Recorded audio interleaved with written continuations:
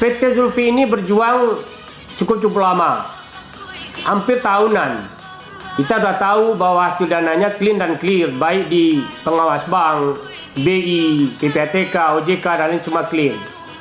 Tapi 4 tahun yang lalu, tepatnya tahun 2022, pasca COVID, itu ada permasalahan penting yang belum saya kasih tahu kepada owner saya, kenapa dana ini nggak cair. Kenapa dana ini tidak cair dan saya sudah berkali-kali mencoba mentransfer ke rekening pribadi kah, owner kah, atau perusahaan kah. Terbaik dalam online transfer walaupun bank to bank. Nah, permasalahan intinya adalah, coba dipahamin dulu ya, permasalahan intinya adalah bahwa rekening PT Zulfi di tahun 2022 pernah dibobol oleh salah satu bank di Indonesia, bank pemerintah. Nilainya cukup fantastis, 100 juta euro dari Deutsche Bank Jerman.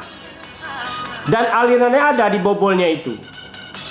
Ya, dibobol 1,7 triliun waktu itu. Dan saya pungkirin bukti-bukti itu, saya pendam. Ya, dan saya tidak mau dulu mengukuhkan ini. Tapi hari ini saya buka sendiri. Bukti-bukti itu ada. Aliran dana kemana-mananya kita sudah tahu. Ya, waktu tahun 2022 itu. Jadi, tahun 2022 kita sempat dibobol rekeningnya PT Zulfi Investasi Konsultan di salah satu bank pemerintah ya. Saya nggak sebut namanya dulu. Karena itu bukti saya kuat. Kalau tidak kuat bukti itu, tidak mungkin bisa saya mencairkan dana. Karena ini adalah permainan oknum bank dan para owner juga waktu itu. Tahun pula saya dibully oleh para owner dan para orang oknum yang tidak bertanggung jawab. Terutama dari Kota Padang, Lombok, Medan, Aceh. Nah, ternyata orang itu ikut membobol rekening saya. Ya. Nah, akhirnya tahun 2023 saya nggak tahu bahwa rekening saya sudah dibobol, ya, dan timbul tagihan pajak yang tidak sedikit, miliaran rupiah. Tahun 2023. Nah, tahun 2022 saya pernah dibully, ya, pernah dilaporkan ke Polresta Padang, kemudian disebarkan di media massa adanya penipuan dan bodong.